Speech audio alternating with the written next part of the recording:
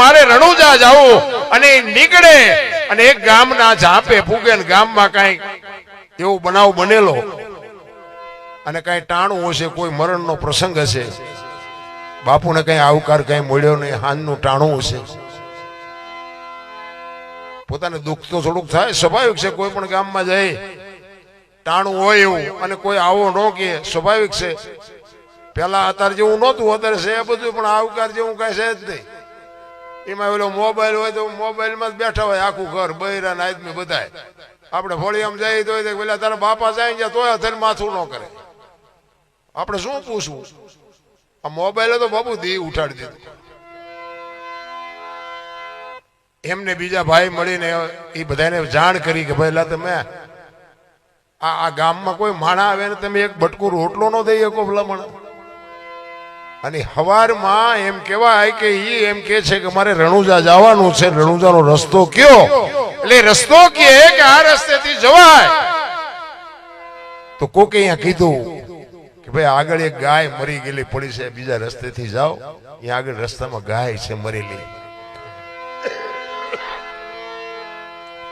બાપુ કહે છે કાંઈ વાંધો નહીં, મરેલી ગા થોડી આપણને મારી નાખવાની, પડકે તેને વ્યા જાવ, એમાં શું ફેર પડે? ન્યા જાય અને જો બાપુ આ માં અને સંતાનના યોગની વાત છે, અને ઈ તો માણા હોય ને અસર થાય, બાકી માણા મરેલા પડ્યા હોય તો કોઈ સામું નથી જોતું. ઈ વાસડો બાપુ આમ જોઈએ અને એની કદાચ આંખમાંથી આહુડા પડતા હશે, એની માં મરેલી પડી છે, ઈ વાસડાને જીવતો જોઈ અને બાપુની નજર એની માથે પડે અને બાપુ સંતનું હૃદય દ્રવી ગયું. હો ભાઈ, ઈ ભારતની ભૂમિ છે, ઈ ભજનની દુનિયા છે. સંત વિચાર કરે કે આ વાસડાને કેમ ખબર પડે કે મારી માં મરી ગઈ છે?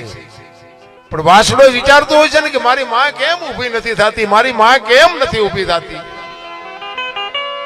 સંત અહીંયા ઉભા રહીને વિચાર કરે કે આ વાસડાના મનમાં શું હશે? આ ગામમાં તો કઈ છે નહીં, હવે આ વાસડો ક્યાં સુધી આ બે છે? અને હૃદય બાપુ દ્રવી ગયા અને અહીંયા બાપુ એક અગરબત્તી હળગાવે અને અડધી અગરબત્તી હળગે, અડધાથી ઉપર હળગે, પૂરી થવાની તૈયારી થાય અને અખિલ બ્રહ્માંડના માલિકને બાપુ તેથી એને અરજ કરીએ છે. કેવી કરીએ છે? ઈ કે આ અગરબત્તી પૂરી થઈ, હવે બીજી હળગાવું છું.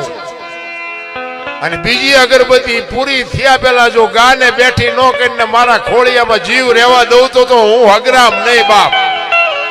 ઈ અગરબત્તી હળગાવે અને અડધી અગરબત્તી હળગે અને બાપુ ગાય કાન